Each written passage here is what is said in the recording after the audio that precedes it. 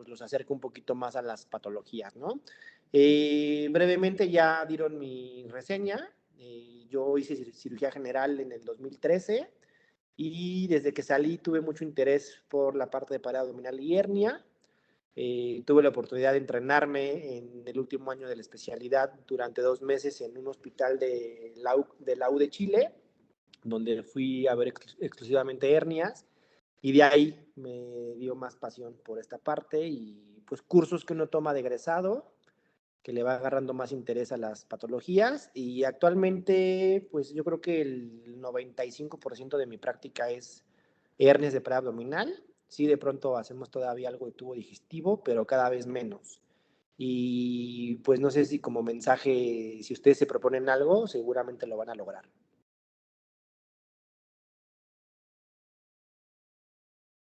Wow, súper, doctor, muchas gracias. Bueno, si alguien tiene preguntas, yo creo que al final se abre un espacio para resolverlas. Pueden irlas enviando por el chat y bueno, ya podemos iniciar. Listo. Entonces, como comentaba Pau, mucho gusto. Mi nombre es Daniela Gantiba y con mi compañera Juliana el día de hoy les vamos a hablar de hernias de la pared abdominal. Siguiente, por favor.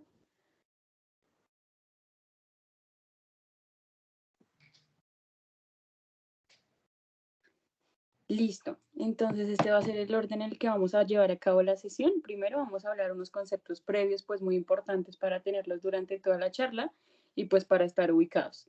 Luego vamos a dividir la sesión como en dos partes. Primero vamos a hablar de hernias de la abdominal ventral, hablando así lo que es la hernia epigástrica, la hernia umbilical, la hernia de Spegel y la hernia incisional. Y luego vamos a hablar de la región inguinal, hablando de la hernia inguinal, la hernia femoral. Y por último vamos a hablar del manejo junto con el doctor Reynoso, que nos va a hablar sobre la técnica y el abordaje quirúrgico de las hernias. Listo, entonces, en cuanto a conceptos previos, antes de iniciar la charla, es importante entender qué es una hernia y cómo la definimos. Entonces, esta la definimos como la protrusión anómala de una víscera o tejido de contenido abdominal por un orificio y o defecto anatómicamente constituido. Esto pues secundario a la debilidad o disfunción de las fibras de los tejidos de la pared muscular de esta cavidad. Siguiente, por favor. En cuanto a la epidemiología de las hernias, se calcula que aproximadamente hasta un 5% de la población pues va a llegar a tener una hernia de la pared abdominal. La hernia más frecuente actualmente es la hernia inguinal indirecta, seguida de la hernia umbilical. Y luego de esto pues tenemos en orden de frecuencia la hernia incisional, la femoral y la epigástrica. Entre las edades en las que más se presentan las hernias tenemos un pico entre los 30 y 59 años de edad, presentándose pues dentro de este grupo etario del 40 al 51% de todas las hernias y teniendo pues como principal complicación de las hernias la encarcelación, con una incidencia hasta del 7 al 30%, y en las cuales se llegan a estrangular hasta un 10% de las hernias. Y ya, bueno, en cuanto a mortalidad, sí se ha demostrado en los últimos 30 años que ha disminuido bastante junto con la recidiva de las hernias, debido pues a las técnicas de abordaje quirúrgico que tenemos actualmente. Siguiente. Listo. Entonces, hablamos un poquito de los factores de riesgos para tener un abdominal y tenemos como principal factor de riesgo, pues cualquier cosa que me aumente la presión en la cavidad intraabdominal, como lo puede ser la obesidad, sobre todo está asociado también a pacientes que tengan un índice de masa corporal mayor a 35, las pacientes que tengan embarazo, sobre todo las pacientes que son multíparas, el EPOC, la citis, la presencia de tumores y neoplasias abdominales y los pacientes pues que tengan una ocupación o un trabajo en el que tengan esfuerzos intensos. Siguiente. Listo, entonces vamos a hacer un repaso breve de la anatomía de la pared abdominal y sus capas. Entonces, como para recordar y tener en cuenta, las capas de la pared abdominal son: primero tenemos la piel, luego tenemos el tejido celular subcutáneo, que va a estar subdividido en dos fascias, la fascia de Camper y la fascia de Scarpa, como podemos ver en la imagen. La fascia de Camper también la llamamos la capa grasa, tiene un grosor pues bastante variable y esta se continúa hacia abajo con la fascia superficial del muslo y el periné. En los hombres se continúa hasta cubrir el pene y se une con la capa profunda y continúa hasta dentro del escroto como una fascia diferencial, pues que va a tener músculo liso. Y en los labios mayores. Y la fascia de escarpa que la conocemos como la capa fibrosa. Luego de eso, pues ya tenemos como la delimitación ligamentosa de los músculos anteriores, que vienen siendo los rectos abdominales, pues que va a estar dada por la línea alba, que es la que encontramos hacia la línea media, la línea semilunar, que va a estar ubicada entre la línea media y la porción lateral, y las intersecciones tendinosas pues, que conectan como tal la línea alfa y la línea semilunar y que van a estar ubicadas entre los vientres de los rectos abdominales, como lo podemos observar en la imagen. Ya luego de esto tenemos pues la vaina anterior del recto, que es la que cubre como toda la capa anterior pues de los músculos rectos abdominales. Luego va los rectos abdominales y bueno, la vaina posterior de los rectos, que lo que va a hacer es cubrirlas por detrás, como generando que los músculos queden encapsulados. Y esta vaina posterior del recto, pues llega hasta la región de la espina ilíaca anterosuperior, formando así la que conocemos como la línea arcuata. Y hacia la región lateral, pues tenemos los músculos del abdomen, que son el músculo oblicuo externo, como vemos en la imagen, el oblicuo interno y luego el oblicuo transverso, cada uno pues con sus debidas aponeurosis. Y ya luego de este paquete muscular tenemos la fascia transversalis, el peritoneo y ya pues los órganos intraabdominales.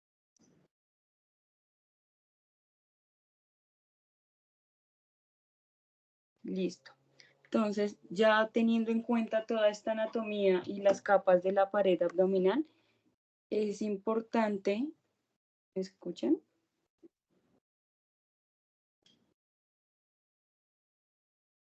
Sí, Dani, se escucha. Sí, Dani.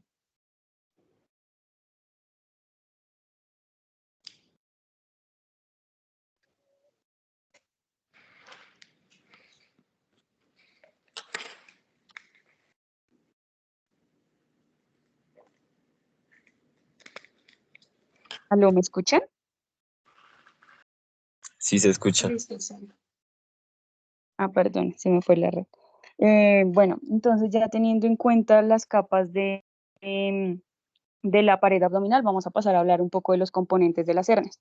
Todas las hernias tienen 3 componentes, tienen el anillo herniario, el saco herniario y el contenido. El anillo, pues, corresponde como tal a ese defecto anatómico por el cual protuye la hernia, y el saco hernario, como podemos observar ahí en la imagen, es como esa evaginación o protrusión de peritoneo que pues emerge a través del anillo hernario. Y por último, pues tenemos el contenido que puede ser tanto vísceras, epiplón o grasa. Siguiente.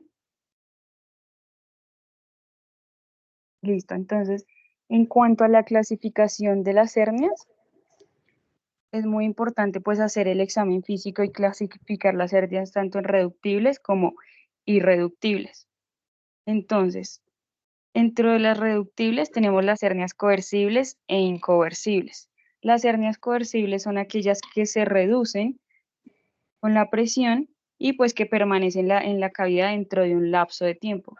Por otro lado, las incoercibles son las hernias que al generar digitopresión reducen el contenido hernario, pero pues inmediatamente va a protruir y salir de manera espontánea. Y por otro lado tenemos las irreductibles que no reducen con la digitopresión, que son una urgencia, y de esta tenemos 2 tipos. Las incarceladas, en las cuales está atrapado pues el contenido herniario dentro de este anillo y no puede ser reducida. Estas pueden llegar a generar una obstrucción intestinal.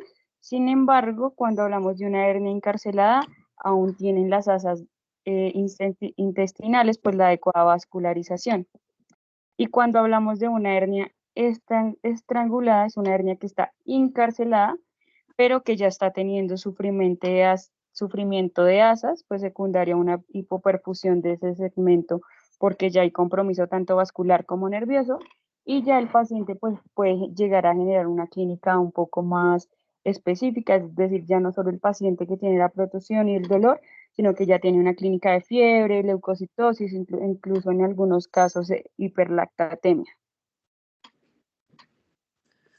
Perdón, ¿puedo aportar algo? Sí, claro, profe. Mira, ¿puedes poner la diapositiva previa? Esa. Fíjate que siempre nos enseñaron que los componentes de la hernia son tres, ¿no? El defecto o el anillo, el saco y lo que protruye. Pero no siempre es así. ¿En qué casos? Por ejemplo, casi todas las hernias epigástricas no van a tener saco herniario, ¿no? Entonces, lo que vamos a ver en la hernia epigástrica es la protrusión de la grasa preperitoneal a través de un defecto, pero no vemos formalmente un saco, ¿sale? Entonces, para que no se casen con la idea de que todas las hernias traen saco, ¿no? Digo, las que no sean epigástricas, sí o sí, lo vamos a ver, ¿no? Pero nada más así como tip, ¿sale? Y pasa la que sigue. Esa de clasificación está muy bien, donde dice urgencia, que es irreductible e encarcelada. Fíjense que la gran mayoría de las hernias umbilicales están casi siempre encarceladas, o sea, están atrapadas, ¿sale? Y el paciente viene a la consulta por primera vez y no viene con dolor, viene porque se sintió una bolita y porque 2 días previos o una semana previa tuvo una sensación de piquete. Y si nosotros les hacemos un rastreo con ultrasonido, vamos a ver que muchas hernias umbilicales están atrapadas. Y eso no se traduce a que el paciente tiene que ir inmediatamente a quirófano, ¿sale? Entonces, pues nada más tener como mucho cuidado con identificarla y con saber que casi todas las umbilicales están atrapadas. A diferencia de la estrangulada, evidentemente esa hernia ya no le está llegando sangre y ese paciente sí o sí tiene que ir a una cirugía de urgencia. Pero no se les olvide que casi todas las umbilicales están encarceladas y eso no es igual a que el paciente tiene que ir a quirófano. Nada más. Listo, Doc, muchas gracias. Doc, una pregunta. ¿Las hernias que nos comentabas que no tienen saco herniario son las mismas que llaman hernias falsas o que se No, conocen así? digo, no sé allá si le llamen a algo específico hernia falsa. Acá es un término que no escuchamos mucho. Posiblemente se refieran a eso. O si regresamos a las diapositivas de la anatomía y si nos acordamos que la unión del músculo recto con los músculos oblicuos y el transverso, justo ahí, yo no sé si puedo hacer que se vea mi mouse, pero donde está marcado, justo ahí donde tienes tu mouse, dice, está la palabra de recto abdominal, donde lo están señalando el recto abdominal. Si tú te haces un poquito a la derecha, vas a ver una banda tendinosa blanca, ¿no? Esa línea blanca de arriba abajo es la línea semilunar, que es el límite lateral del músculo recto. En esa zona de la línea semilunar y a la altura del ombligo, si puedes poner ahí tu cursor, justo ahí donde está el mouse, la flecha azul, es la zona donde más van a aparecer las hernias de Spiegel. ¿Sale? Las hernias de Spiegel son rarísimas, es una en cada 1000 y casi siempre es difícil de identificarlas porque el defecto no atraviesa todas las capas de los músculos. O sea, puede atravesar el transverso y el oblicuo menor, pero el oblicuo mayor está respetado y entonces no va a ser tan evidente el bulto o la bola o la protrusión del paciente. A lo mejor a eso ya se refieren como una hernia falsa, pero bueno, son hernias raras. Listo.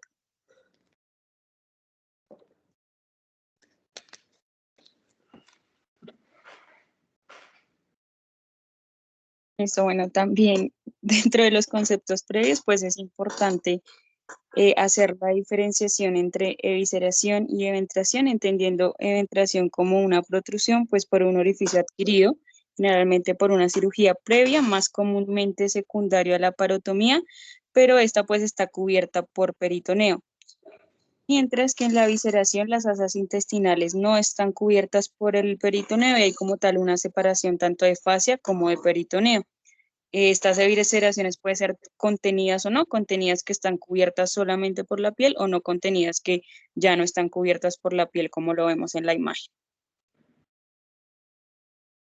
Siguiente.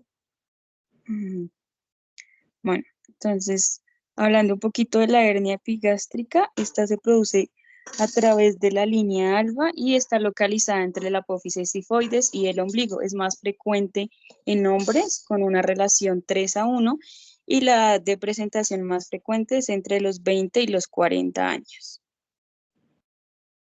Siguiente.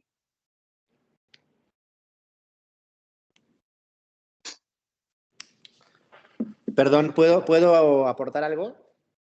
Sí, claro, profe. Es, yo creo que es casi un 100% que las hernias epigástricas tienen grasa preperitoneal, ¿sale? A menos que sea una hernia incisional a nivel epigástrico, ahí posiblemente sí vamos a ver un saco y vamos a ver intestino, epiplón, el colon o algún órgano intraabdominal. Pero si es una hernia epigástrica primaria, yo me atrevería a decir, digo, no tengo ahorita la cifra exacta, pero la gran mayoría van a tener grasa preperitoneal. Y eso lo hace fácil de reparar porque una vez que nosotros entramos al espacio preperitoneal, no tenemos necesidad de abrir el peritoneo y únicamente colocamos una malla en el espacio preperitoneal que queda abajo de los músculos. Entonces, digamos que es como la ventaja de la hernia epigástrica, que su abordaje y tratamiento no es fácil porque no hay ningún procedimiento sencillo, pero lo hace menos demandante que una hernia en otro lado. Listo, muchas gracias. En cuanto a la hernia umbilical, bueno, es una protrusión a través del anillo umbilical. Generalmente es más frecuente en mujeres con una relación 2:1. Y como habíamos hablado previamente, pues en cuanto a frecuencia es la segunda hernia más frecuente con una incidencia del 6 al 14% de todas las hernias pues, de la pared abdominal. Este es el principal contenido, es epiplón. Realmente es muy común que haya epiplón, no hay vísceras. Y bueno, pueden haber congénitas o adquiridas. Las congénitas generalmente pueden desaparecer hasta los 2 años de edad o las adquiridas, que son las que pues, tenemos en la adultez. El factor de riesgo más importante, como lo es para las hernias, es el aumento de la presión intraabdominal y la edad en la que más se presentan las hernias umbilicales son en pacientes mayores de 40 años. ¿La regresamos tantito? Ok. Esta parte que tú mencionas del aumento de la presión abdominal, eso es para todas las hernias, ¿sale? Umbilical, epigástrica, inguinal, la que tú quieras, va a tener un factor de riesgo con aumento de la presión intraabdominal. No, no nos quedemos con que nada más en la umbilical hay estos, ¿no? Y casi siempre ponemos obesidad, ascites, embarazo, pero factor de riesgo que te aumenta la presión dentro del abdomen es el paciente que tose y que posiblemente es fumador o tiene EPOC o algo, el paciente masculino que tiene problema de próstata y que tiene que estar pujando constantemente para poder orinar o evacuar la vejiga, los pacientes que tienen estreñimiento, que tienen que estar pujando, eso incrementa la presión intraabdominal, y pacientes que hacen esfuerzos físicos importantes. Ese también es un factor de riesgo para incrementar la presión dentro del abdomen. Incluso los pacientes que tienen diálisis peritoneal, pues les aumentas la presión intraabdominal. Y eso es para todas las hernias. Listo.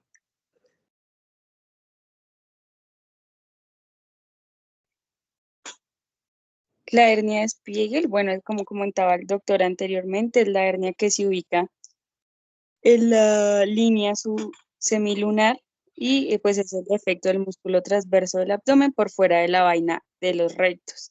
Generalmente estas son muy pequeñas, realmente el tamaño de estas llegan a ser de 1 a 2 centímetros, pero no más. Y sí tiene una década de presentación bastante variable entre la cuarta y séptima década de la vida, pero son las hernias menos frecuentes que vamos a encontrar. Te voy a volver a interrumpir. Esta zona la zona donde más aparecen las hernias de Spiegel, que dijimos que es a la altura del ombligo, en la línea semilunar, se llama el cinturón de Spiegel, ¿no? Entonces, si en algún punto, en algún libro o algo escuchan el cinturón de Spiegel, es esa zona a la altura del ombligo donde aparecen en mayor frecuencia las hernias de Spiegel, que pueden aparecer a lo largo de toda la línea semilunar, sí, pero con mayor frecuencia en el cinturón de Spiegel.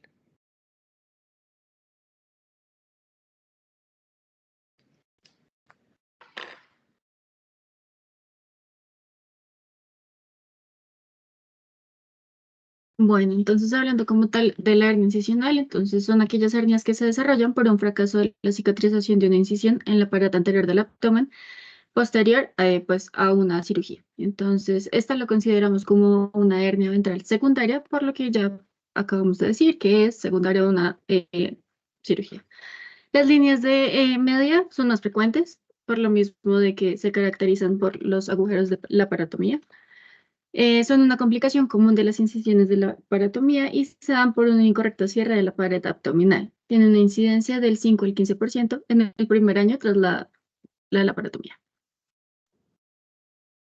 Entonces, pues como podemos ver acá, evidenciamos que está la herida quirúrgica y este paciente contaría con 2 hernias. ¿Me dejas decir algo? Sí, doc. Mira, esta viñeta donde le pones, se dan por un incorrecto cierre de la pared abdominal. Para futuras pláticas, yo le quitaría ese enunciado, ¿no? Porque ahí prácticamente le estaríamos echando la culpa a quien cerró el abdomen. ¿Están de acuerdo? Sí, señor. No, pues ahí nos referimos como tal a pues un incorrecto, pues ya sea por colagenopatías o por alguna otra alteración. Pero Ok. sí, señor. Se entiende el enunciado como que el cirujano que cerró la pared tuvo la culpa de la hernia, ¿no? Y hay Sí, señor. hay muchísimos factores de riesgo para hernia. Digo, nada más como observación para próximas diapositivas, quitar ese enunciado, nada más. Y bueno, aquí en México hasta el 30% de los pacientes pueden tener una hernia incisional. Y no se sabe por qué, pero los pacientes con cirugía de vesícula abierta, su riesgo es mayor.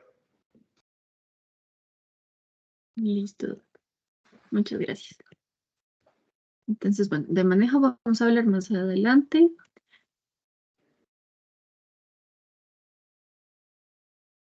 Bueno, en cuanto al diagnóstico pues, de las hernias de la pared abdominal, es importante como toda patología tener en cuenta la historia clínica y el examen físico. Entonces, en la historia clínica, pues uno, los factores de riesgo, cualquier cosa que nos aumente la presión en la cavidad intraabdominal, como lo hablábamos anteriormente, los pacientes con obesidad, con EPOC, el embarazo, ascitis, etcétera.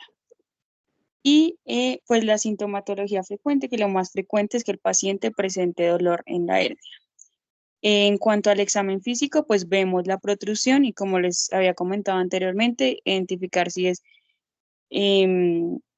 reductible o irreductible y si es reductible, pues si es coercible o incoercible y si es irreductible, si es encarcelada o estrangulada.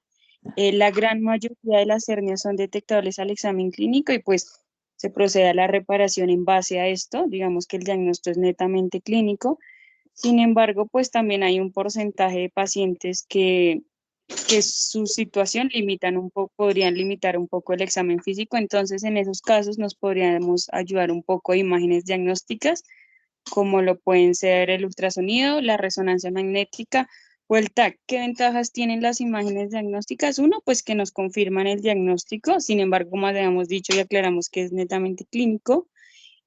También pues que nos aportan datos adicionales acerca de las características del proceso de la hernia y los tejidos vecinos, valoran como tal la integridad de todos los planos que hablamos previamente y pues nos permiten medir también un poco más el tamaño real como tal del defecto y del contenido herniario de esta. Y pues en caso de que el paciente haya tenido cirugías ya previas por la misma patología, pues nos permite como evidenciar la posición en la que esté la malla. Siguiente. Hablando un poquito entonces de las imágenes diagnósticas que se utilizan, entonces tenemos el ultrasonido. Es la herramienta realmente de mayor utilidad y pues es fácil porque no es invasivo y es de fácil acceso, sin embargo, pues ya sabemos que es operador dependiente. Esta tiene una sensibilidad y especificidad del 100% y para las hernias ocultas tiene una sensibilidad del 86% y especificidad del 77%. También tenemos la tomografía axial computarizada, que pues tiene una sensibilidad y especificidad del 83% y nos permite pues identificar el sitio anatómico específico del saco herniario, la forma, las conexiones, el contenido de la hernia y el defecto un poco más a detalle de la pared.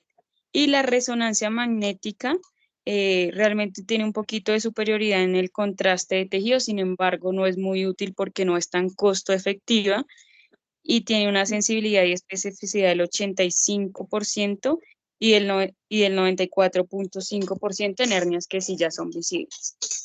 No sé, profe, quería de pronto preguntarle en México qué tanto usan las imágenes diagnósticas para el abordaje de hernias o cómo lo manejan allá. Sí, muchísimo. Fíjate que está muy bien esa diapositiva, bueno, todas muy bien. Aquí hay una cuestión de los pacientes que tienen seguros de gastos médicos. Ningún paciente se puede operar si no tiene un reporte de ultrasonido por un médico radiólogo, pero ya nos hemos dado la tarea de recomendar que todos los pacientes que entran a quirófano con una hernia tengan por lo menos un ultrasonido. El ultrasonido, la ventaja es que lo tienes a la mano, ya con todo esta moda del POCUS, del ultrasonido en el punto de acceso. Nosotros, por ejemplo, tenemos nuestro ultrasonido en el consultorio, entonces llega nuestro paciente con sospecha de hernia o con la hernia franca evidente y le hacemos un rastreo y vemos los músculos y demás. Ese 100% de sensibilidad y especificidad va a depender mucho de el médico que haga el ultrasonido, porque desafortunadamente es un estudio que es operador dependiente. Tú puedes poner a 10 médicos a hacer un ultrasonido al mismo paciente y posiblemente cada médico te va a dar un reporte distinto. Pero es una herramienta muy útil que todos los que nos dedicamos a pared abdominal deberíamos de tenerla de manera accesible e inmediata en nuestro consultorio. Ahora, si nos vamos a las guías de la Sociedad Europea de Hernia, que en conjunto con la Sociedad Americana de Hernia hicieron hace como 2-3 años, ellos dicen que para el diagnóstico de una hernia epigástrica y umbilical, el examen físico es suficiente. Si tú no puedes establecer el diagnóstico con el examen físico, tienes que ir a un ultrasonido. Si tú no puedes establecer el diagnóstico por ultrasonido porque hay duda, tienes que ir a una tomografía. Si no lo puedes establecer por tomografía, tienes que irte a una resonancia magnética. O sea, ese sería como los pasos de los estudios a pedir si es que yo no puedo establecer un diagnóstico por el examen físico. Resonancia magnética, yo nunca he visto ni conozco a alguien que haya hecho el diagnóstico con una resonancia magnética, ni siquiera que la haya pedido, porque creo que la tomografía es suficiente cuando el ultrasonido no es muy evidente. Y hernias incisionales, independientemente que el día que la hernia es muy evidente, mida 1, 2, 3, 4, 5 o 20 centímetros, todos los pacientes con hernia incisional deben de tener una tomografía preoperatoria. Muchas veces no es una tomografía diagnóstica, porque yo sé que el paciente ya tiene la hernia, pero es una tomografía de planeación quirúrgica, donde yo puedo ver los músculos, puedo medir el grosor de los músculos, puedo medir el defecto, puedo sacar muchos índices y ecuaciones. Entre ellos hay un índice de Tanaka, hay una ecuación de Carbonell que me va a ayudar a determinar si ese paciente le puedo hacer una reparación retromuscular es decir, la malla atrás del músculo recto, o si tengo que hacer una extensión de esa reparación y hacer un corte en el músculo transverso. Y el índice de Tanaka me va a decir si el paciente tiene una hernia con pérdida de dominio. ¿Esto qué quiere decir? Que más del 20% del volumen intraabdominal está fuera del abdomen o dentro del saco herniario. Si ese paciente tiene un índice de Tanaka mayor a 20%, ese paciente no se puede operar sin antes prehabilitarlo con el medicamento Botox o la toxina botulínica o poniéndole aire al paciente con una terapia que se llama neumoperitoneo preoperatorio. Entonces, de ahí la importancia que sí o sí tenemos que hacerles tomografías a nuestros pacientes. Resonancia magnética, les repito, yo nunca he pedido una para diagnóstico y no conozco a alguien que la haya necesitado. Pero tienes que completar tu protocolo diagnóstico con estudios de imagen. Perfecto, Doc, muchas gracias. Bueno, entonces para hablar de hernias inguinales, primero que todo debemos tener en cuenta el conducto inguinal. Ya vamos a ver su importancia. Entre todo, debemos saber primero sus límites. Entonces, por anterior tenemos la aponeurosis del músculo oblicuo externo y el músculo oblicuo interno. Hacia posterior tenemos la fascia transversalis y el ligamento interfemoral y la hoz inguinal. En cuanto a lo superior, tenemos las fibras arqueadas del borde inferior de los músculos oblicuo interno y transverso del abdomen. Y en inferior tenemos el ligamento inguinal con el tracto iliopoico. Para nosotros, pues debe ser importante los orificios, pues por la importancia de por dónde va a salir la hernia. Entonces debemos tener en cuenta el anillo inguinal superficial, por donde tenemos el pilar lateral, el pilar medial, las fibras intercrurales y el ligamento reflejo. En cuanto al anillo inguinal profundo, entonces tenemos la fascia transversalis, la arteria epigástrica inferior, el músculo transverso del abdomen y el tracto iliopúbico. Entonces, en cuanto al conducto inguinal en hombres, como su contenido, vamos a tener el ramo cutáneo anterior del nervio iliohipogástrico y el cordón espermático. En cuanto pues, a las mujeres, tenemos el ligamento redondo del útero y pues los vasos, y el ramo genital del nervio ilioinguinal y los ramos genital del nervio genitofemoral. Entonces, luego, pues tenemos en cuenta el triángulo de Hesselbach. Pues, su importancia es debido a los vasos epigástricos inferiores, lo que nos va a delimitar si una hernia pues, es indirecta o directa. Entonces, el triángulo de Hesselbach está en la pared medial, tenemos el recto del abdomen, los vasos epigástricos inferiores en el borde superolateral, como vemos en la imagen, y en el borde inferior está el ligamento inguinal. Entonces, pues el ligamento inguinal es una banda densa que forma la parte más inferior de la aponeurosis del oblicuo externo. Entonces, en cuanto a la hernia inguinal, es una hernia ventral primaria. El 75% de las hernias de la pared abdominal son presentadas como esta. Perdón. Sí, señor. ¿Puedes poner la pasada? Justo, mira, ¿dónde está? Ok, en la región inguinal hay muchos triángulos. Entonces, justo a la izquierda de su pantalla se ve muy bien cómo estás marcando el triángulo de Hesselbach. Si puedes poner ahí el mouse, está perfecto, justo ahí. ¿Sale? Ahora, si ese es el triángulo de las hernias directas o de las hernias mediales, porque está medial a los vasos epigástricos. Acuérdense que cuando decimos medial es que nos estamos acercando a la línea media. ¿Sale? Si yo me voy lateral a los vasos epigástricos, si pones el mouse justo en los vasos epigástricos inferiores, arribita, ¿no? En uno de los lados del triángulo están los vasos.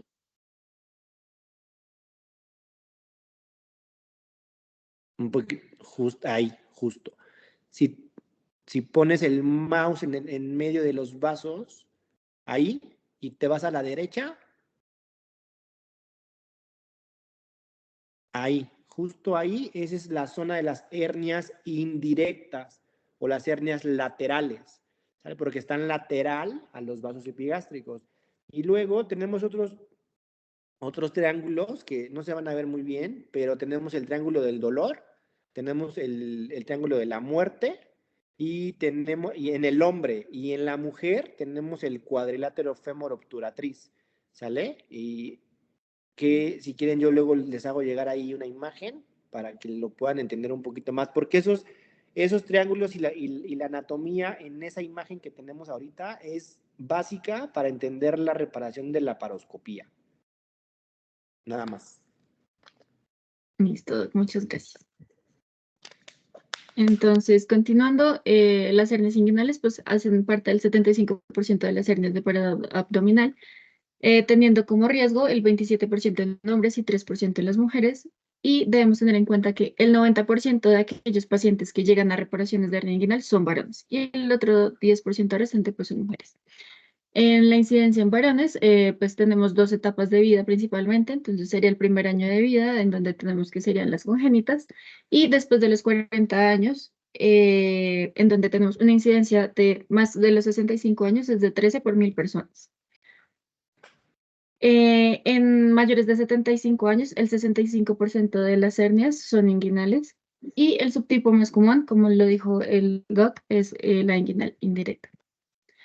Entonces, para diferenciarlas como tal, la hernia directa es que el saco de la hernia sobresale hacia afuera y hacia adelante y se sitúa medial al anillo inguinal interno y de los vasos epigástricos inferiores, como lo dijo el doctor. Entonces, esta tiene como características que se presenta más que todo antes de los 40 años, siempre son adquiridas, son raras en mujeres, pues excepcionalmente pueden llegar como tal al escroto, y 55% de los casos son bilaterales. Esta normalmente se puede reducir pues, espontáneamente y se puede apreciar la dilatación de la pared posterior del triángulo de Hesse-Bach. En cuanto a la indirecta, entonces el saco de la hernia atraviesa oblicuamente el anillo inguinal interno en dirección al anillo inguinal externo y este sí acaba como tal en el escroto. Entonces, este sí puede aparecer en cualquier edad, se dice que tiene un factor congénito predisponente y afecta a ambos sexos por igual. Este sí, pues como le dije, desciende hasta el escroto y raramente puede ser bilateral. Son irreductibles la mayoría de los casos y no se suele apreciar una debilidad de la pared posterior como en la directa. Entonces, en el examen físico, se debe explorar, pues acá lo tenemos en el caso de los hombres, ya que pues es más frecuente. Entonces, se introduce el dedo índice hacia el conducto inguinal y se hace presión. Si se reduce, pues se siente la hernia. Entonces, para este tipo de hernias tenemos la clasificación de NIHUS de las hernias inguinales, en donde tenemos 4 tipos. La primera es la hernia inguinal directa con un anillo inguinal Hola. interno normal. Sí, señor. Perdóname. Oye, ¿de esta clasificación tienes otras? Señor. ¿Es la única que tienes? Sí, señor. Ok. Vamos a olvidarnos de esta clasificación porque ya no se usa, ¿sale? Y está la Sociedad Europea de Hernia, que si ustedes lo buscan como EHS, por sus siglas en inglés, van a encontrar que ellos tienen su clasificación, que es la que todo el mundo está adoptando. Y lo hace muy fácil, ¿sale? Y divide las hernias inguinales en mediales y laterales. Y se acabó. Nada de que Nyhus y Gilbert y Rutko y demás clasificaciones. Entonces, ¿es una hernia medial? ¿Es una hernia lateral? ¿Es una hernia primaria o es una hernia recurrente? Y dependiendo, por ejemplo, si es lateral, se le va a poner una letra L. Y si es medial, se le va a poner una letra M. Y dependiendo del tamaño del anillo de la hernia, puede ser L1, L2 o L3, o M1, M2 o M3. Y la importancia de eso es que M1, M2 y L1 y L2, cuando son reparadas y ponemos malla, podemos no fijar la malla. Es decir, no ponerle sutura a la malla o un pegamento o un dispositivo tipo tachuela. Y si son L3 o M3, la recomendación es fijar la malla. Entonces, creo que es una clasificación muy fácil de aprenderse. También si quieren se las hago llegar. Pero hay que olvidarnos de Nyhus, de Gilbert y de las demás clasificaciones que son muy nos hacen mucho lío y nos confunden mucho.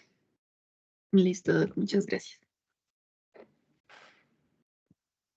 Entonces, en cuanto al tratamiento, pues dependiendo de la clasificación, tenemos que pues la mayoría de los cirujanos recomiendan una cirugía en cuanto se descubre la hernia inguinal, pues debido a su evolución natural, se caracteriza por un ensanchamiento y una debilitación progresiva, pues con riesgo de encarcelación y estrangulación, como lo explicó Daniela. Otros pacientes en los cuales pues prefieren un manejo conservador, prefieren como experimentar una mejora de los síntomas usando un braguero, lo cual pues ayuda como a la retención como tal de la hernia.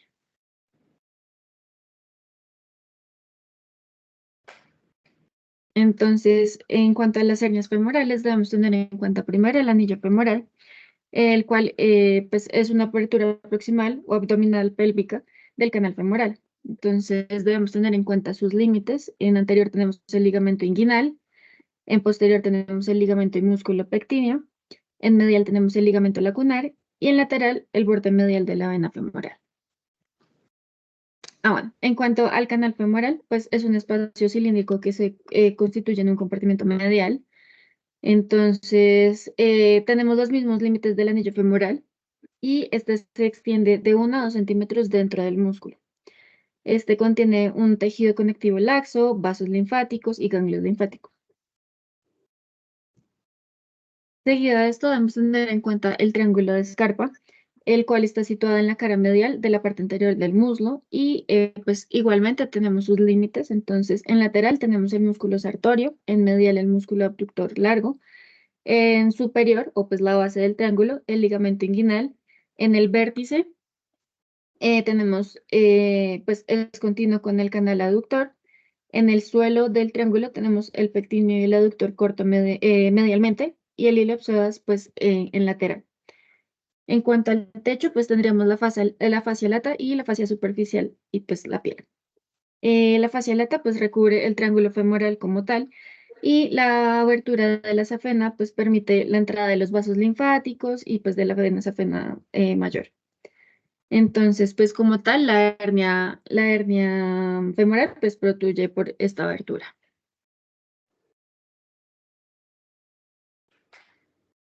Entonces, en cuanto a la hernia femoral, tenemos que es una hernia ventral primaria. Hacen parte del 20% de las hernias en adultos mayores de 70 años y 70% de estas reparaciones se hacen en mujeres. Entonces, las inguinales en hombres y las femorales son más presentes en mujeres. Es más frecuente en las mujeres con una relación mujer-hombre de 3 a 1 y representa menos del 5% de todas las hernias. Entonces, en cuanto a su etiología, como explicó muy bien el doctor al inicio, entonces cualquier condición que aumente la presión intraabdominal y pues agrande o debilite las estructuras ligamentarias de la pelvis va a hacer que se produzca una hernia. Entonces, ¿qué me puede aumentar la presión intraabdominal? La obesidad, la tos crónica, lo que dijo el doctor, el EPOC. Y es también la presentación del agrandamiento o de dilatamiento del anillo femoral. Entonces, en las mujeres se da porque la pelvis como tal es más ancha, también pues en edad avanzada, como vimos es más que todo en mayores de 70 años, la multiparidad y la reparación quirúrgica previa de hernias inguinales. Entonces, pues acá tenemos en resumen todas las hernias de las cuales hablamos el día de hoy. Gracias. Bueno, muchas gracias, Juli. Muchas gracias, Dani. No sé si alguien en la reunión tiene alguna pregunta, algún comentario. Bueno, y si no, Yo voy a poner otro de las hernias femorales. Uno de sus escenarios clásicos es una mujer de unos 60, 70 años que no tiene cirugías previas y que llega a urgencias por un cuadro de obstrucción intestinal. Entonces, acuérdense de esa paciente mujer, 60, 70 años, sin antecedentes de cirugía y que está internada por una obstrucción intestinal, revísenle las ingles porque posiblemente tenga una hernia femoral que está complicada por un estrangulamiento o encarceración. ¿Sale? Y si le ven una bola en la ingle y está caliente y rojo, esa es la causa de la obstrucción intestinal. Entonces, sí o sí, tienen que revisar bien al paciente de pies a cabeza. Vale, doctor, súper. Bueno, muchas gracias. Yo creo que ya podemos iniciar con la parte del abordaje quirúrgico, doctor.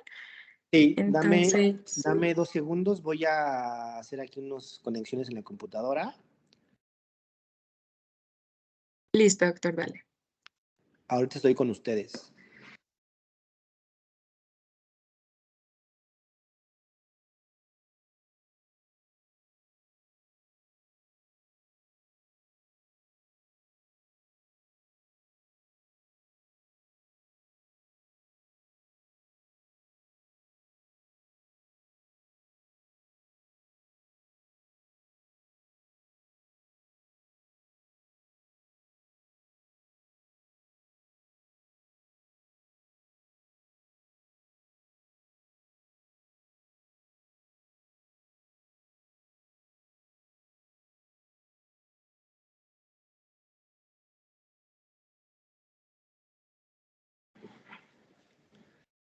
Listo, ahí me escuchan, ¿verdad? Sí, señor. Ok, voy a Sí, hacer doctor. esta parte de lo de la pantalla, pero ¿pueden decirme qué están viendo? Todavía no se está compartiendo, Doc. Lo vemos usted. Claro. Ah, pues ya me salió. Ah, no. A ver ahí. Ya se ve, doctor. ¿Qué están viendo? Se ve el ¿Mi escritorio? Sí, Sí, doctor, señor. se ve el escritorio. Ok, no están. Ok, a ver. ¿Están viendo ahorita mis archivos o no? Sí, señor. ¿Sí? Sí, doctor. Ah, bueno, es que les voy a abrir una plática que di donde viene la parte de la región de la hernia inguinal por la paroscopía, pero denme un segundo.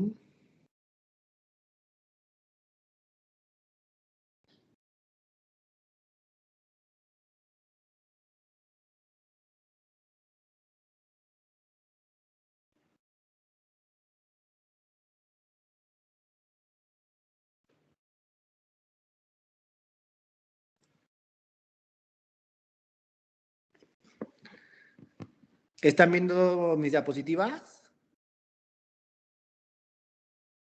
Sí, señor. Perfecto. Entonces, ya sé que se me olvidó. Mm,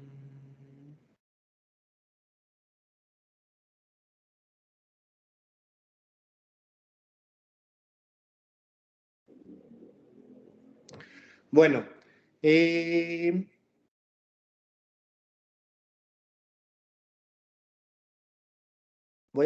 lo voy a poner en pantalla completa. ¿Me dicen si se ve?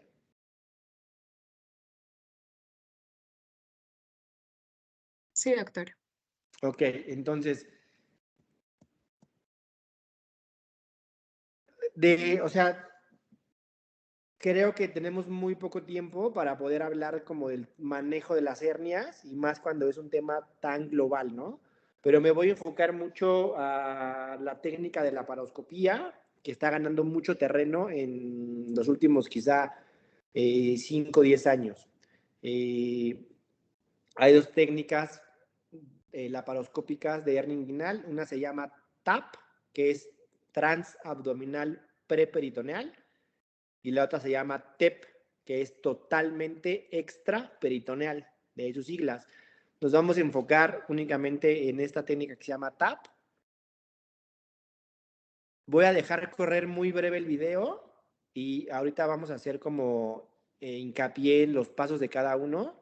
¿Sale? Si se dan cuenta, lo acabo de pausar porque quiero que vean, vamos a ver si podemos ver anatomía de la ingle.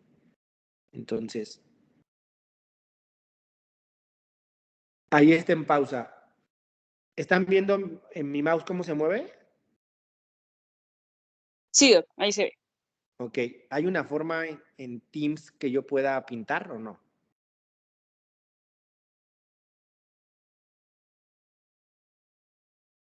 Sí, Creo que señor. no. ¿Sí? en pizarra.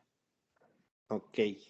O sea, me tengo que ir, pero no sé dónde tengo eso de pizarra. Pero bueno, para no retrasarnos, aquí, ¿están viendo mis diapositivas? ¿Están viendo mi video? Sí, señor. Sí, Entonces, le voy a poner pausa, perdónenme. Ok. Denme un segundo, porque vamos a hacer esto. Entonces, nada más para ver las partes de la anatomía. Entonces, miren, si ustedes ven mi mouse, esta parte de aquí va a corresponder a los vasos ilíacos, ¿sale? Entonces, aquí va a pasar la arteria y la vena ilíaca, ¿sale? Entonces, si yo puedo, alcanzan a ver aquí cómo hay como una arteria, posiblemente no se va a ver muy bien, pero a esta altura yo tendría los vasos epigástricos, ¿sale? Y justo donde está poniéndose mi mouse, ahí vendría el tracto ileopúbico o la cintilla ileopectínea, ¿sale? Este paciente, como es hombre, esta parte de aquí vendría siendo el conducto deferente y esta parte de acá vendría siendo los vasos espermáticos.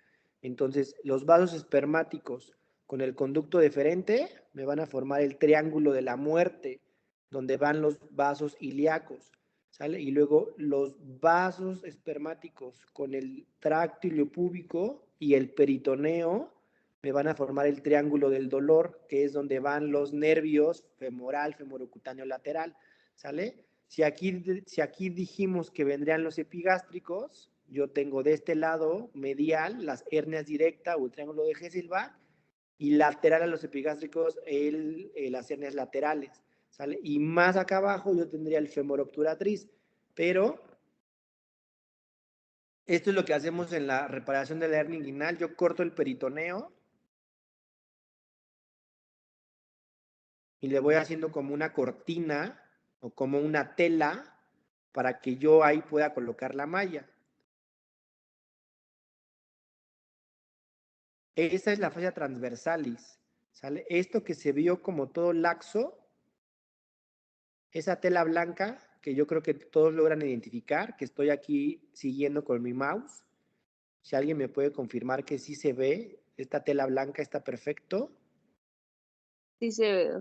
Ok, entonces esto es la fascia transversalis, ¿sale? Que es la pared posterior de la región inguinal y entonces como está débil, se abulca, ¿sale? Cuando yo termino de liberar esta fascia transversalis de este tejido graso amarillo, vamos a ver cómo en esta zona va a aparecer una estructura ósea, que es el ligamento de Cooper, que se va a ver muy bien en esa zona, ¿sale? ¿Me pueden confirmar que aquí se ve muy bien una estructura blanquecina, aperlada? Sí, señor. Sí, señor. Perfecto. Y justo arribita alcanzan a ver que se ve como un hoyito, como un orificio, que lo estoy señalando con el mouse. Sí, señor. Ok, ese es el defecto de una hernia medial o una hernia directa, pero lo estamos viendo por la laparoscopía. Posiblemente ahorita están un poco perdidos porque pues no están acostumbrados a este tipo de anatomía, pero es parte de la técnica que nosotros sí o sí tenemos que ver. Voy a pasarme un poquito a los pasos de la técnica para no aburrirlos y no perderlos un poco. Fíjense cómo aquí se va a ver muy bien los vasos espermáticos y el deferente viene por acá, ¿no? Entonces aquí están los vasos ilíacos, ¿sale? Si tengo algo atorado en la hernia, tengo que ir por esa parte y regresarlo. En este caso es pipión. Tengo que jalarlo pues, gentilmente, pero constante, para poder regresarlo y aquí yo reduzco la hernia. Si se dan cuenta, este paciente tiene una hernia encarcerada, ¿sale? Pero no quiere decir que era una urgencia, ¿ok? Y casi siempre hacemos esta vista donde nos metemos con el laparoscopio y vemos el cambia nada, pero lo hacemos ya de manera rutinaria. Entonces yo corto el peritoneo. Miren, esta imagen se ve muy bien. Mi mouse, esta estructura es el conducto deferente, ¿sale? Y esta otra estructura de aquí son los vasos espermáticos. Entonces vean cómo se hace un triángulo, esto de aquí con esto de acá y el peritoneo que vendría aquí abajo, ¿sale? Y aquí en medio están los vasos ilíacos, entonces son el triángulo de la muerte. Y de aquí hacia acá es el triángulo del dolor, ¿sale? Entonces yo tracciono el peritoneo, permito que el gas, en este caso el CO2, se meta a ese espacio. Vean cómo se despega el peritoneo. Y entonces yo ya puedo ir cortando gentilmente el espacio. Vean cómo está ahí la sínfisis del pubis y el arco púbico y el ligamento de Cooper. Se ve muy bien esa parte ósea, ¿sale? Si se dan cuenta, los vasos epigástricos están justo a esta altura, ¿sale? Y entonces, si yo me voy medial, hernias directas, mis vasos epigástricos están aquí. Si yo me voy lateral, hernias laterales. Si yo me meto por abajo de ese hueso, de ese arco púbico, voy a llegar al orificio fémoro-obturatriz, donde voy a encontrar las hernias femorales y las obturatrices. Vean nuevamente cómo se ve esa tela blanca, que es la fascia transversalis, cómo la vamos despegando. Y conforme yo la voy jalando, yo voy a ver atrás de ese tejido el hueso. Ahorita me estorba esa parte de tela grasa y amarilla que no me deja ver más allá, pero conforme yo voy regresando la fascia transversalis y la voy despegando de ese tejido graso que es tejido preperitoneal, yo en algún punto voy a ver por completo el hueso o el arco del pubis. Vean cómo yo voy aventando la transversalis para arriba y ahí ya casi la tengo lista y entonces ya puedo ver atrás de esa tela cómo está el arco del pubis. ¿Sale? Si me voy a la zona lateral, tengo que ver sí o sí el músculo psoas.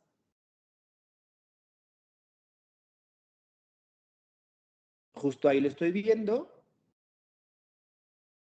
Y en la mujer vamos a tener el ligamento redondo, en el hombre no lo tenemos, y entonces podemos intentar disecarlo. Esa sería nuestra línea de corte, que casi siempre va a ser imposible porque va a estar totalmente unido al peritoneo y en algún punto no vamos a poder separarlo. Y entonces lo que hacemos es cortar el ligamento redondo, pero como tip quirúrgico, si vamos a cortar el ligamento redondo, lo tengo que cortar lo más alejado de la pared abdominal, es decir, no lo corto hasta arriba, donde se mete el orificio inguinal profundo, sino lo corto hasta abajo, en su unión con el peritoneo. ¿Y cuál es la razón de hacerlo así? Para no lesionar la rama genital del nervio genitofemoral. Y siempre usar energía porque el ligamento redondo lleva por dentro una arteria.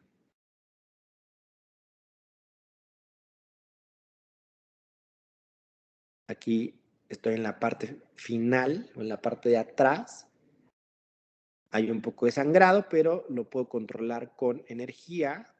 Y entonces ya secciono por completo el ligamento redondo. Esto no le va a modificar nada en anatomía, ni en dolor, en actividad sexual, ni en tosis, ni nada.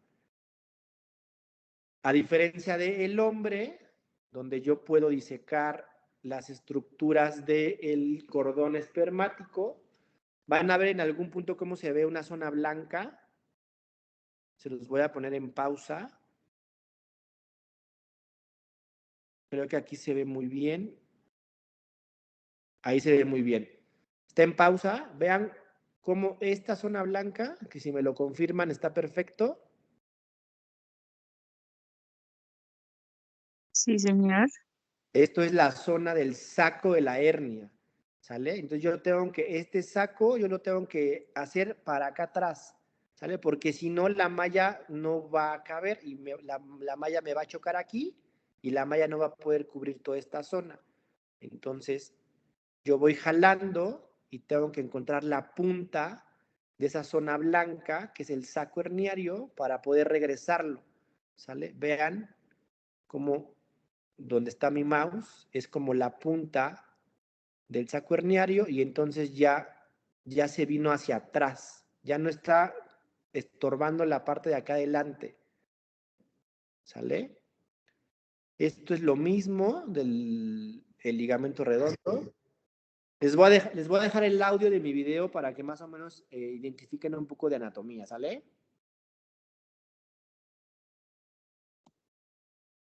Vale, Listo. doctor, muchas gracias.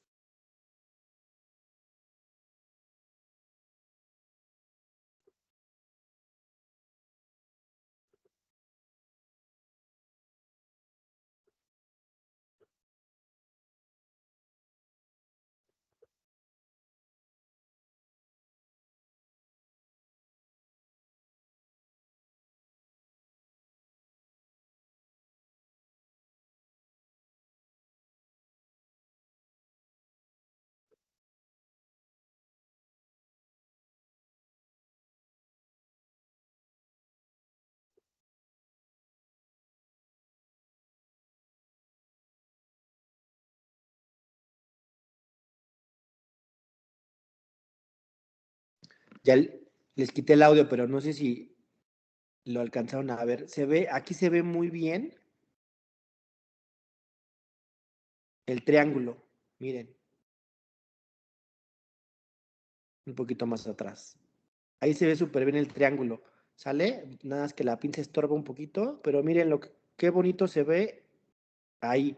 Conducto deferente, vasos espermáticos y el peritoneo a este nivel. ¿Sale? Triángulo de la muerte. Triángulo del dolor.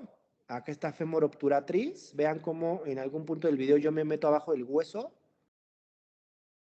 Ese es el pubis y yo me meto abajo del hueso. ¿Sale? Me meto abajo del hueso y voy a ver un pequeño hoyito, este de aquí, ¿sale? Es el orificio obturatriz. Casi siempre va a tener un cojinete de grasa que lo va a tapar, no es una hernia, es algo normal. Y luego ponemos una malla.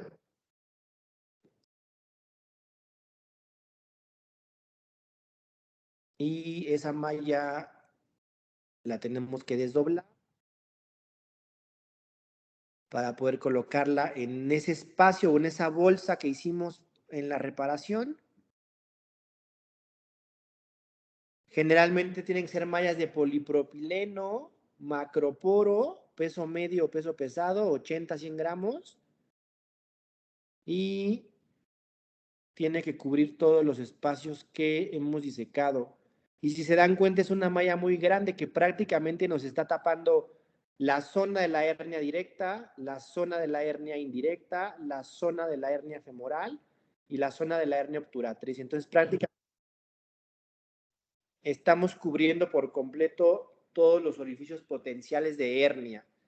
Y ya lo que sigue es, pues, suturar esa cortina de peritoneo que hicimos. Aquí nuevamente estamos colocando la malla.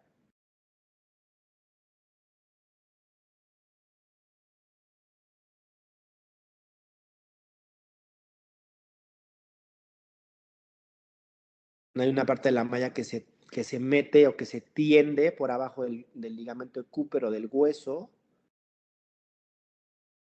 Ya dijimos que es una malla de 15 por 10 centímetros, 16 por 12 cuando son mallas extra grandes. Y estamos fijando mucho con este pegamento que se llama Glutac, que no sé si allá exista, porque a lo mejor es una marca nada más acá en México, pero es cianoacrilato, metilmetacrilato. Hay un pegamento muy famoso acá que se llama Cola Loca, que es una variante, pero evidentemente con autorización médica para usarse, ¿no? Y es un dispositivo que tiene un gatillo, como una pistola, y va disparando gotas de pegamento. Si se dan cuenta, se alcanza a ver aquí como una costra en la malla, es el pegamento, y se alcanza a ver cómo se escurre el pegamento y cómo se hace como una pasta blanca. ¿sale? Y entonces eso nos garantiza que la malla no se va a mover.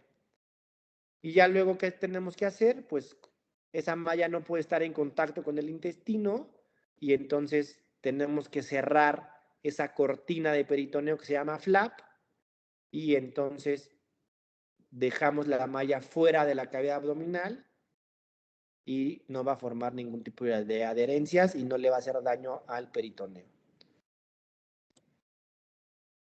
Y nada más. No sé si ya se acabó de compartir mi pantalla. Sí, profe. Es algo, ya no les pregunté, pero ¿en qué año están ustedes? Bueno, acá hay de todos los años, Doc, pero pues quienes dimos la charla estamos en 11º semestre, en 6º año. Ah, o sea, ya están por terminar. Sí, señor. Mira, no sé si están viendo ¿sigo compartiendo mi escritorio? Ya no. No, ya no, profe. A ver, les voy a enseñar otro. ¿Están viendo mi video? Sí, señor. Ok, esta es una hernia incisional. Esta paciente fue operada de una hernia inguinal por la laparoscopía y una de las heridas de la laparoscopía hizo una hernia. Entonces, vean, nuevamente es una hernia que está encarcerada, está atrapada con el biplón, pero es una paciente que llegó programada, no llegó de urgencia. Entonces, no se queden con la idea que toda hernia encarcerada va a ser urgencia. Y entonces, ¿qué hacemos? Regresamos el epiplón al abdomen. Está atrapado, no se regresa tan fácil, tenemos que ir cortando una parte. Evidentemente está editada la velocidad. Tengo que regresar el epiplón que se metió. Y ya que lo regreso, me va a quedar un defecto de unos 2 o 3 centímetros más o menos. Vean qué cantidad tan grande está metida.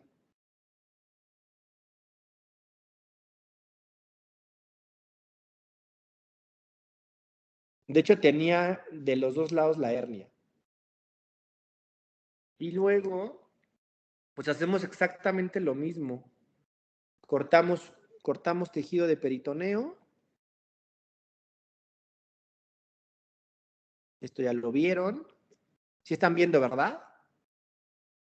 Sí, señor.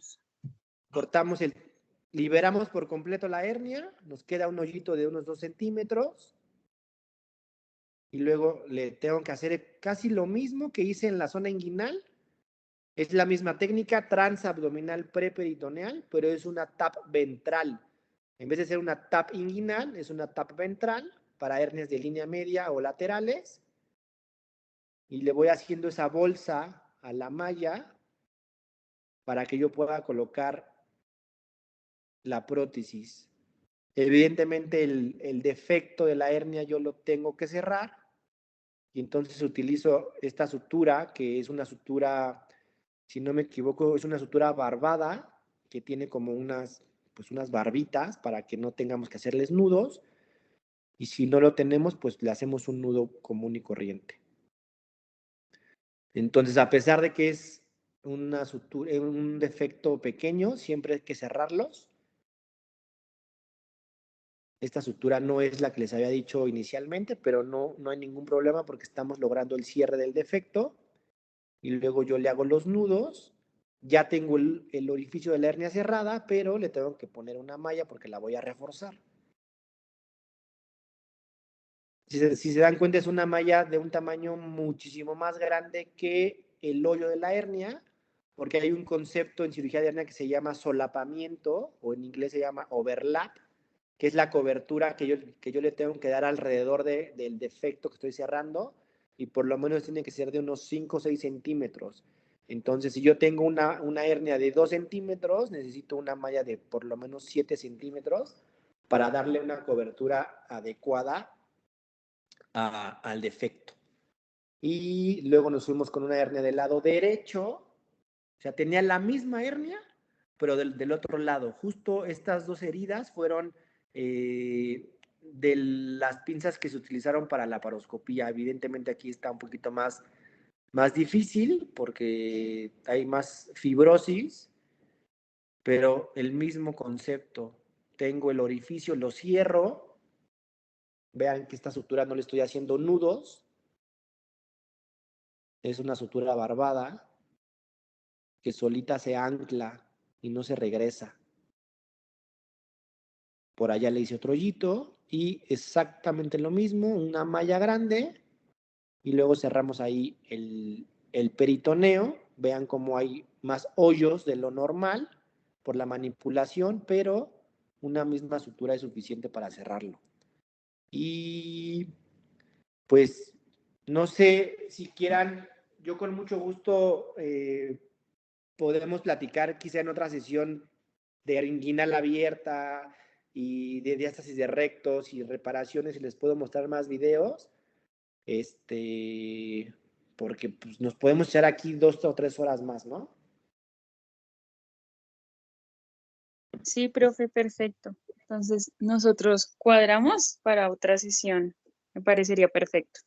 Súper. Pues no sé si haya preguntas, dudas o comentarios de alguien de los asistentes. Yo tengo 2 preguntas, profe. Sí, dime.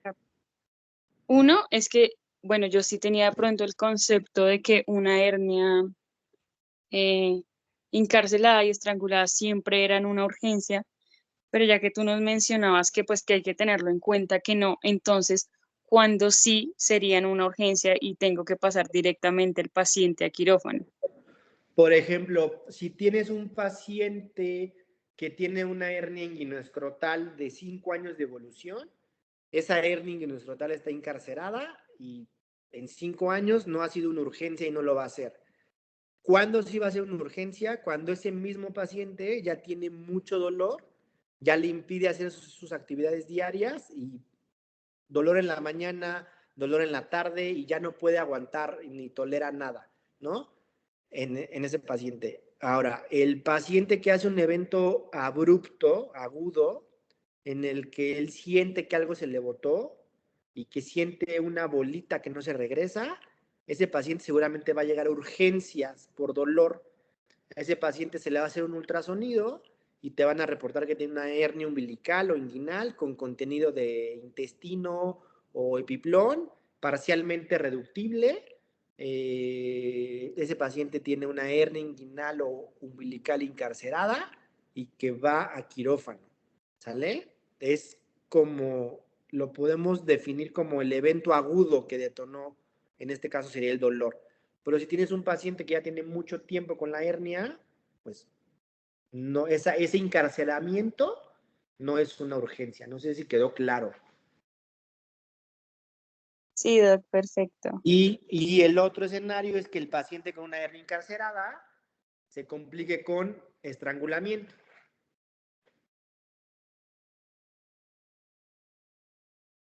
Listo, doc, muchas gracias. De nada.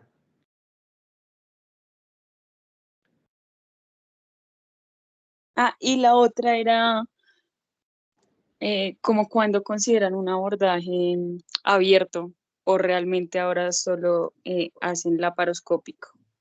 No, va a depender de mucho. Es una pregunta que no tiene una respuesta muy precisa. Sí se ha demostrado y si seguimos las recomendaciones de las guías clínicas europeas, americanas, mexicanas y demás, el abordaje laparoscópico es mejor en cuanto a recuperación, en cuanto a sitios de infección de heridas.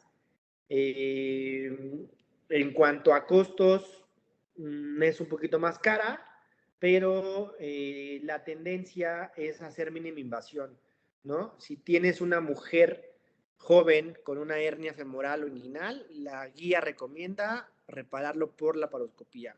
Si tienes un hombre con hernia inguinal bilateral, la guía recomienda hacer laparoscopía porque por esas mismas heridas le reparas las 2 hernias y no le tienes que hacer 2 hernias inguinales o 2 reparaciones de hernias inguinales abiertas, una derecha de unos 10 centímetros o de 8 centímetros y luego una herida izquierda.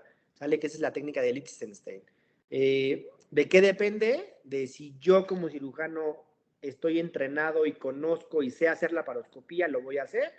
Si no lo sé hacer o no me he entrenado, yo voy a hacer cirugía abierta, ¿sale? Ahora, un concepto que quiero que se lleven es hacer cirugía abierta no está mal, ¿sale? Si apenas te estás entrenando en la laparoscopía y tu técnica mejor para el paciente en tus manos es una técnica abierta, hazle técnica abierta y al paciente le va a ir muy bien. Si en los próximos 3 años tú tomas cursos de laparoscopía y empiezas a hacer laparoscopía, haz laparoscopía. Si el paciente no tiene condiciones económicas o no tolera neumoperitoneo o sus condiciones cardiovasculares o de enfermedades no le permiten ir a una anestesia general, no lo vas a poder operar por laparoscopía. Ese paciente por contraindicación médica le vamos a hacer una cirugía abierta. O sea, si te das cuenta, son como muchos escenarios y la realidad es que no hay nada escrito y no hay una indicación precisa que tenga que ser sí o sí.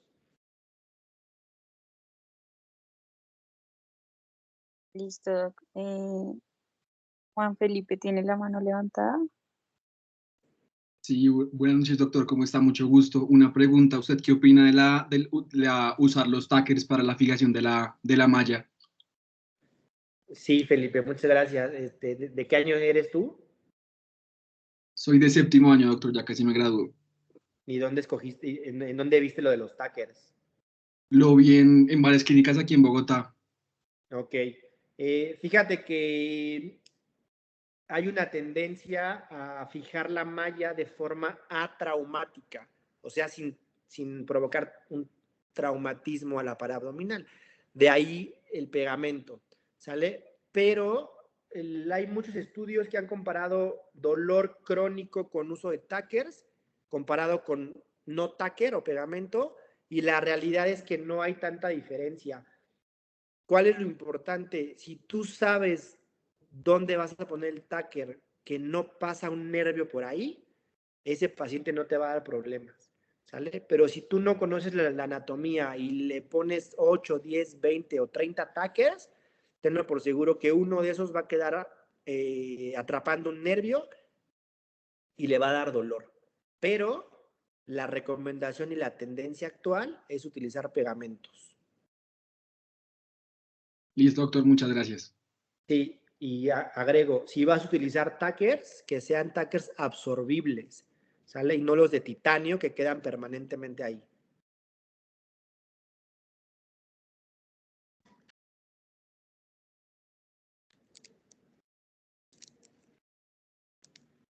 Bueno, muchas gracias. No sé si alguien más tiene alguna pregunta, un comentario.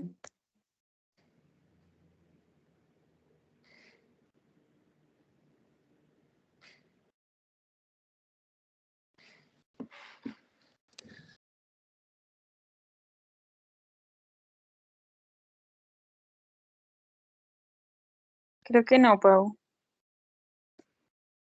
Bueno, Bueno, pues voy a hacer. muchísimas gracias, Doc. Muchas gracias por tu tiempo y muchas gracias por sus aportes.